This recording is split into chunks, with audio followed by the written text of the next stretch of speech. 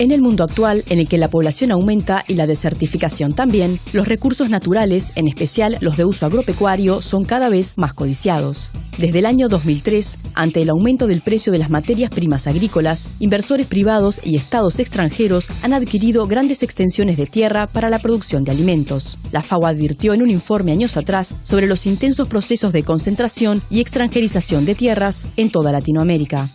El fenómeno de acaparamiento de tierras por parte de terceros países se ha extendido en África, donde China o Arabia Saudí han concertado la compra o alquiler de enormes extensiones de tierras. En América Latina, este proceso se da principalmente en Brasil y Argentina, pero también de forma cada vez más marcada en Uruguay. En la mayoría de los países de la región se ha legislado para contrarrestar este fenómeno, y Uruguay está también en vías de hacerlo. Su economía es fundamentalmente agraria, sobre todo ganadera, y esta es su principal fuente de riqueza.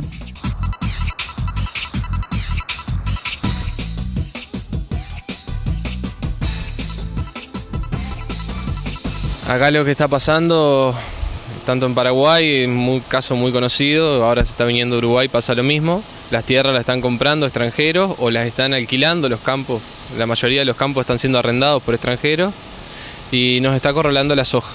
Este es un proceso que a nivel mundial se viene agudizando porque hay un gran flujo de capitales que estaban invertidos en otras áreas, como el negocio inmobiliario, por ejemplo, en el norte, que son negocios que han venido cayendo y se ve como muy atractivo para ciertos capitales, incluso capitales especulativos, invertir en el negocio agrícola. Y es un proceso que se inicia hace aproximadamente unos 8 o 10 años, pero que ha ido cobrando cada vez más fuerza hasta llegar a una situación como la que tenemos hoy, que es bastante compleja, ¿no? O sea, se estima que alrededor de 3 millones de hectáreas de la superficie del Uruguay, que tiene en total 16 millones de hectáreas, que alrededor de 3 millones de hectáreas más o menos están en manos de estas grandes compañías.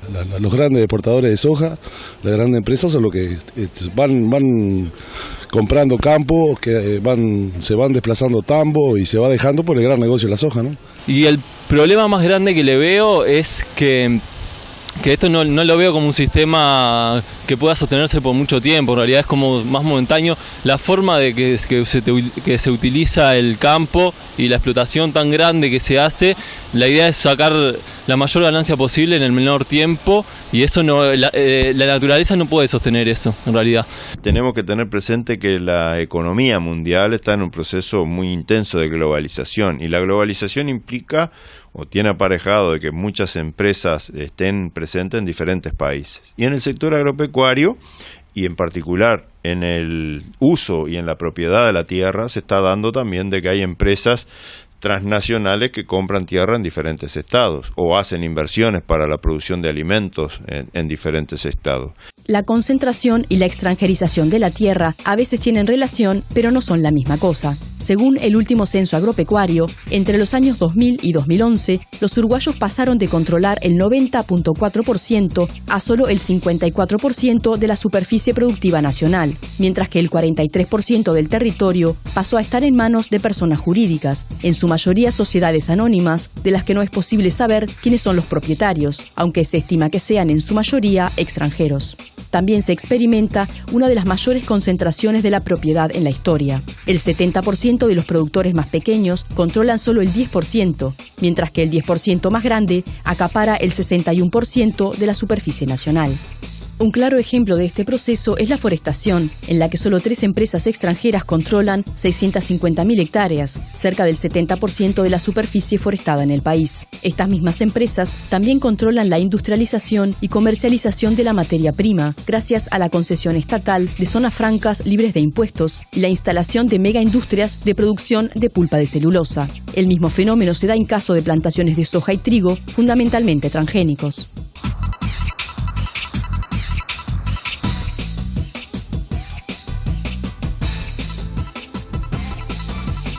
Es importante que la tierra no esté en manos de grandes corporaciones. Eso es lo importante. Que esté en manos de extranjeros que tengan 100 hectáreas o de inmigrantes que vengan a trabajar la tierra, eso no nos preocupa.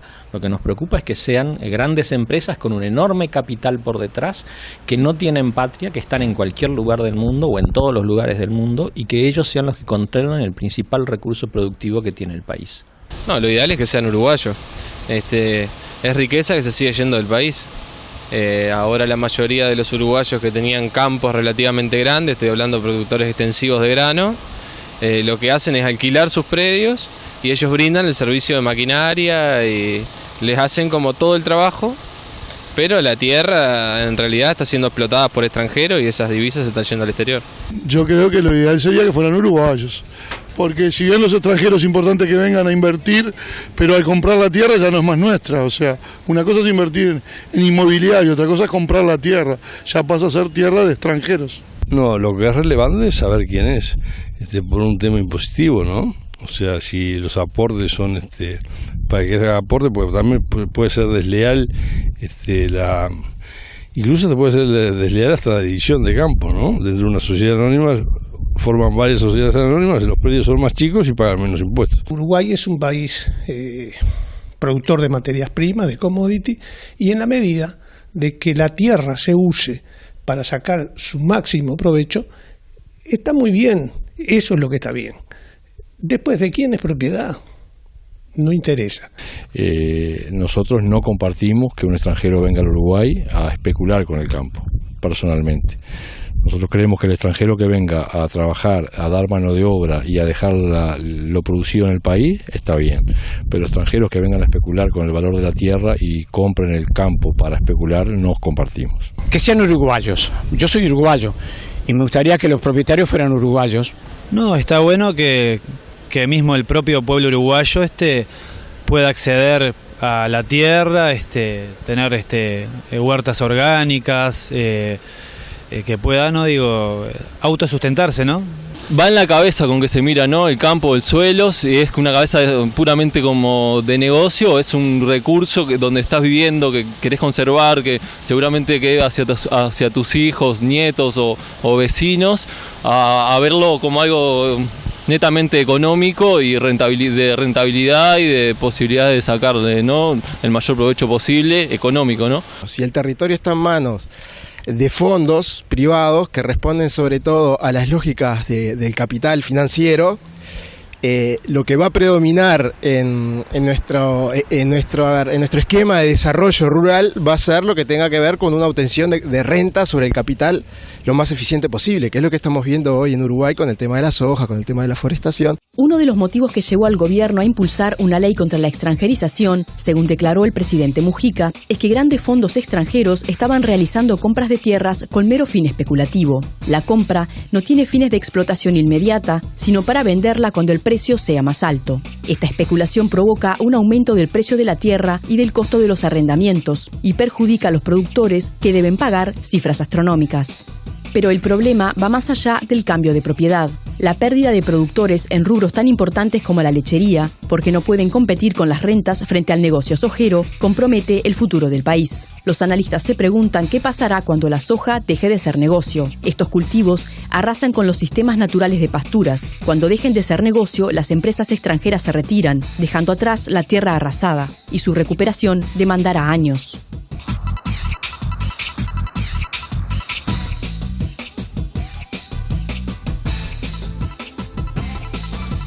Sí, yo creo que sí, que sería bueno porque así limitamos un poco el mal uso de la tierra, porque ahí se puede producir bien y se puede producir mal. Los agrotóxicos, por ejemplo, hacen que la tierra se quede contaminada y en pocos años, no va a servir para nada esa tierra, ¿no? Yo pienso que sí, porque van desapareciendo las chacras chicas de a poco. Llega un momento que la gente termina vendiendo porque no es negocio. Tiene sus pros y sus contras. La contra puede ser de que hay muchos extranjeros que están trabajando en forma desleal frente a nosotros los productores nativos, ¿no? Sobre todo gente que está cerca de la frontera, más el caso de Brasil que el argentino, que trae su propia maquinaria, que trae sus propios empleados de Brasil, que trae combustible de Brasil, que vale la cuarta parte de lo que vale acá. Cuando empiezan esas cosas, yo estoy en contra. Pero después lo otro, yo creo que es bueno para el país. Es bueno porque los uruguayos no están en condiciones de adquirir tierras. Sí, los países más avanzados, incluso los países linderos nuestros, tienen legislación que no permite sobre la frontera incluso que los extranjeros compren tierra.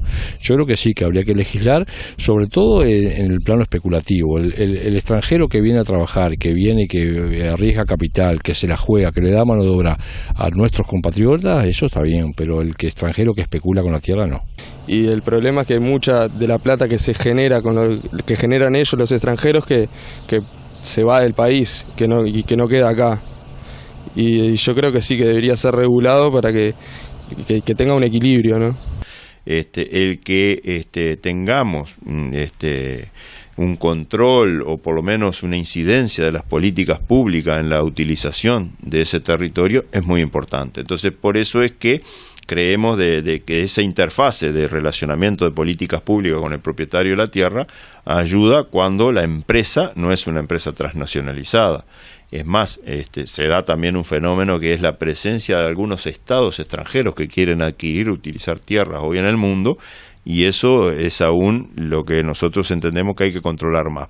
No, yo no creo que sea un factor para tener en cuenta, a limitar, porque las leyes de mercado lo van regulando. En la medida de que una producción sea rentable, el valor de esa tierra va a subir. En la medida que baja el valor de la producción, del commodity, el valor de la tierra va a bajar. Hay que establecer algún tipo de control y de límite a la posesión de tierra por extranjeros y a la gran concentración de tierra en manos de empresas, como por ejemplo hoy las empresas forestales que controlan una enorme superficie de tierra. Una de las herramientas para contrarrestar este fenómeno es la adopción de legislación que restringe la propiedad. El problema es que la ley que impulsa el gobierno de Uruguay limita solo a los estados y nada dice de las grandes corporaciones internacionales, por lo tanto los capitales privados pueden seguir invirtiendo. Por otro lado, las restricciones aplican un límite a la compra de tierras, pero no al arrendamiento. En los últimos años, los inversores extranjeros se han dedicado a arrendar enormes extensiones de campo, firmando contratos a largo plazo. El Estado debe regular el equilibrio entre la extranjerización, que inyecta capitales y renovación tecnológica, y la soberanía del país.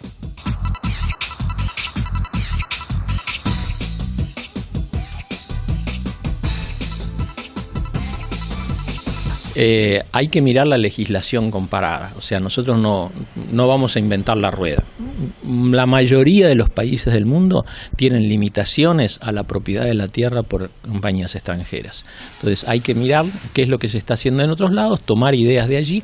Hay muchas posibilidades, hay que tener cuidado con la tierra que está en las fronteras para que no nos pase lo que está pasando en Paraguay, por ejemplo, que los colonos o digamos productores brasileños están prácticamente posesionándose del este del territorio paraguayo. O sea, hay que cuidar mucho las fronteras y habrá que establecer limitaciones para que no se pueda ocupar más de determinada superficie de cada departamento por compañías extranjeras. Yo creo que lo mejor sería poner topes por áreas, ¿verdad?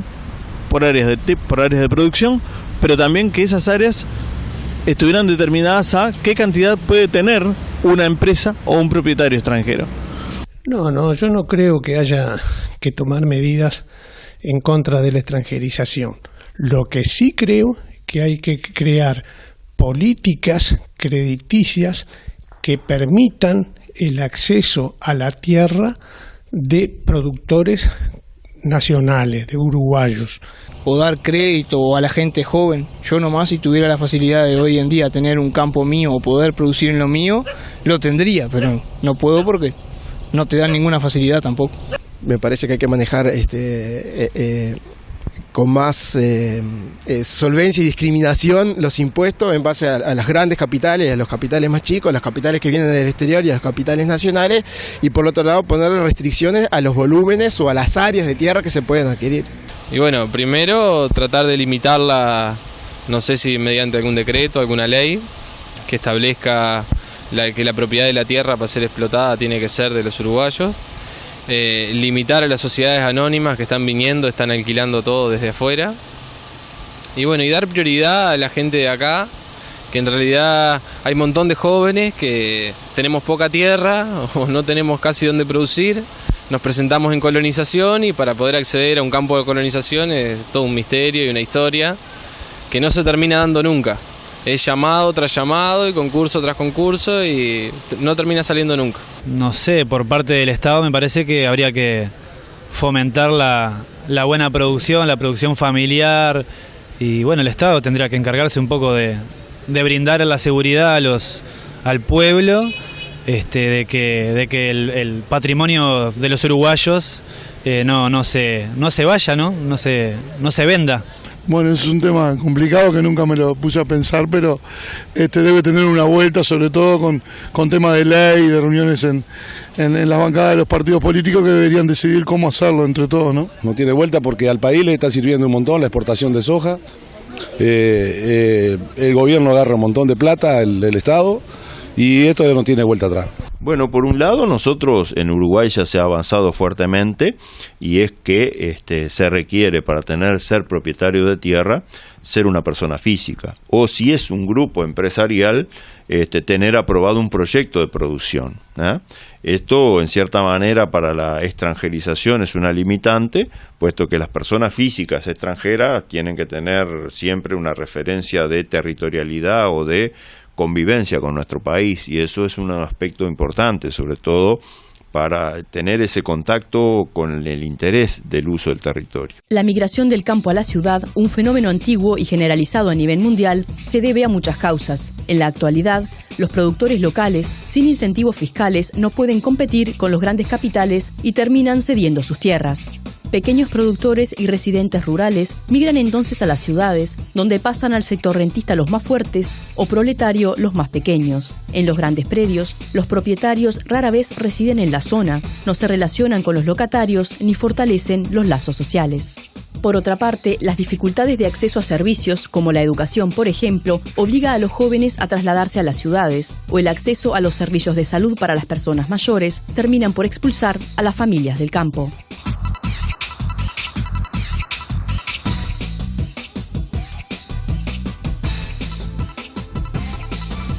Que hoy ya, si bien hoy tienen más comunidades que hace 20 años o 30 años, hay muy poca gente que no tenga luz eléctrica, televisor color y todo lo que tiene la ciudad, que bueno, que las luces de la ciudad los encandila.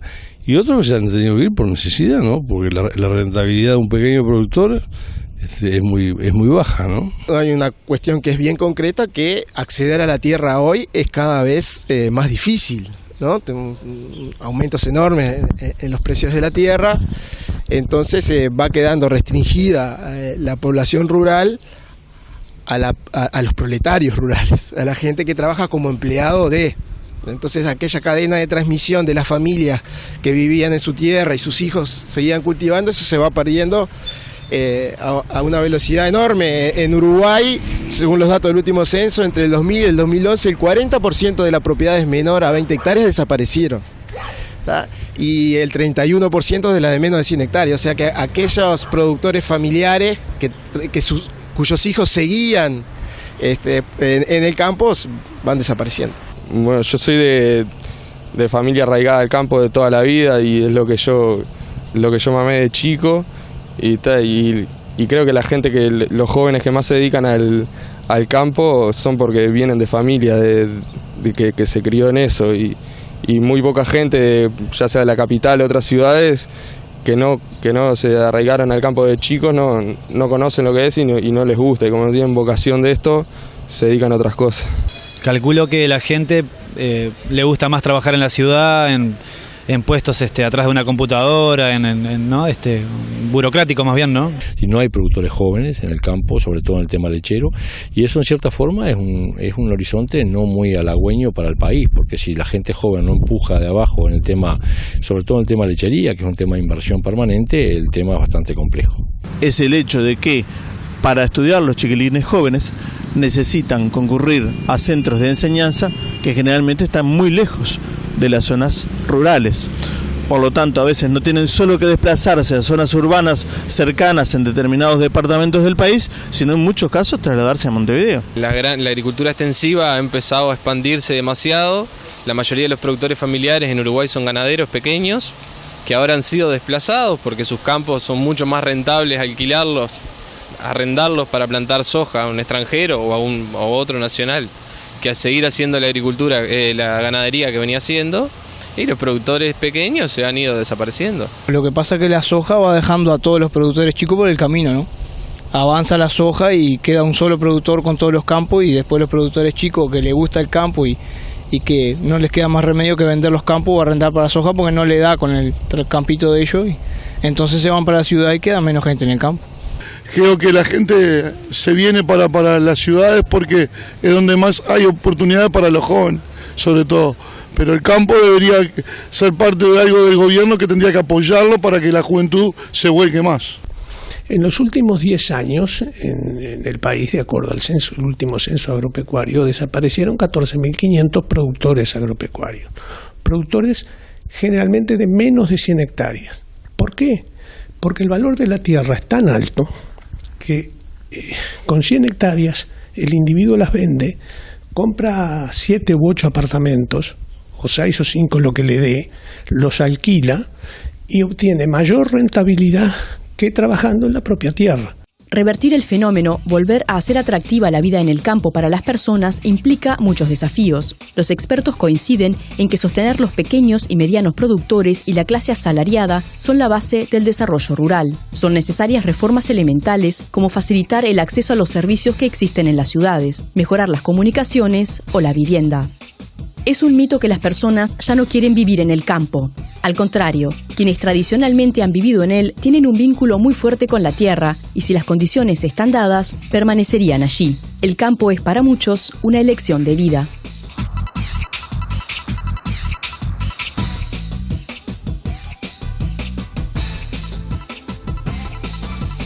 Yo creo que hay que hacer un gran esfuerzo por parte del Estado para mejorar las condiciones de acceso a derechos de aquella gente que vive en el campo. Es decir, un buen acceso a la salud, un fácil acceso a la educación para los hijos, mejorar todo el sistema de carreteras que permita ir y venir con mayor facilidad, que haya cobertura de la energía eléctrica a todo el país y todos los lugares, y también cobertura de internet.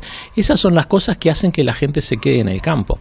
Y algo muy importante, mejorar los salarios de los trabajadores rurales, que a pesar de que han mejorado muchos en los últimos años, siguen siendo los más deprimidos del país. Sí, escuelas más cerca, más facilidad para las escuelas, porque eso es sacrificado.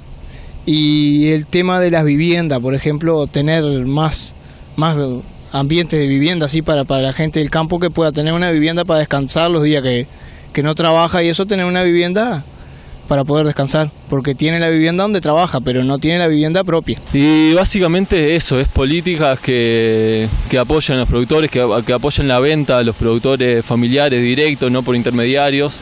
Y bueno, hablando con los productores, los senadores y diputados que vengan a hablar lo que necesitan, lo que precisan o lo que van a seguir cultivando, porque cada vez tenemos menos nosotros. Bueno, es un proceso difícil de revertir. Nosotros lo que tratamos de hacer es fortalecernos, agruparnos y tratar de luchar en la medida de lo que podemos por defender nuestra mercadería, defender nuestra tierra y bueno. Apuntar a algunos tipos de producción. La agroecología puede ser uno de ellos, no tiene por qué ser exclusivamente eso, pero sí donde se diversifique y se piense producciones a otra escala. Entonces recién ahí podríamos empezar a pensar en un repoblamiento de nuestro campo, ¿no? Yo creo que por lo menos se puede mitigar. Ojalá se pudiera revertir. Yo soy un amante del campo, soy un hombre del interior, he trabajado toda mi vida en el interior y lo que más quiero es el desarrollo. Pero también reconozco que a veces para poder lograr determinados objetivos, sobre todo para quienes quieren estudiar una profesión universitaria, no tienen más remedio, por ejemplo, que sí, emigrar del campo hacia la ciudad. Y para eso también hay que pensar de otras alternativas, de que en el medio rural se puedan desarrollar otras actividades que no sea solo la actividad primaria, lo cual hoy también, en virtud de la aplicación de la tecnología, es posible pensar que puedan ser desarrolladas, como es toda la nueva disposición de nuevas técnicas de información y de la comunicación, donde uno puede estar en diferentes lugares, entre ellos puede ser el medio rural. El campo es vocacional, no es mentira que viene al campo. El que viene al campo sin vocación se va a los 10 minutos. No es como otra carrera que de repente pueden pasar. No, el campo es vocacional. Y después por eso, y después por el dinero, por lo que ganan. Nadie trabaja para no ganar nada. Y yo creo que eso ha mejorado muchísimo, ¿no? Y están apareciendo cosas nuevas que pueden interesarle más a la gente que viene más joven, que puede interesarle para que se quede en el campo y trabajar acá, ¿no? Y no sé, ya el trabajo ya se basa también en ganar dinero, y creo que si este es un negocio rentable puede más gente abocarse al campo. Lo principal es que le dé prioridad a los productores chicos, ¿no? Que le facilite algo, porque el productor chico no puede hacer nada. El grande viene con la plata y el chico que quiere trabajar no puede hacer nada. La voluntad de trabajar nomás, porque si no tenés dinero no puedes hacer nada. Y no hay políticas de fomento a la producción, no hay políticas de fomento a que la inversión en el campo es una inversión buena y que la inversión en el campo da mano de obra. Nuestro país es un país netamente exportador, la agroindustria es la principal fuente de divisas que entran al país, y creemos que va a seguir siendo, porque este país es un país agropecuario. Y debería haber políticas, sobre todo, que no apunten a la división entre campo y ciudad. Acá la ciudad sin el campo no puede existir, y el campo sin la ciudad tampoco. Y somos todos uruguayos, somos todos orientales, y debemos trabajar todos juntos. Tratándose de un fenómeno que va en aumento en toda la región, el gobierno debería de encontrar formas de asegurar que los procesos de concentración y extranjerización de tierras se detenga. La tierra es un recurso finito, y si su explotación se realiza en función de los intereses de otra nación, no solo la seguridad alimentaria, el empleo y el desarrollo de la población local podrían estar amenazados, sino la propia soberanía del país.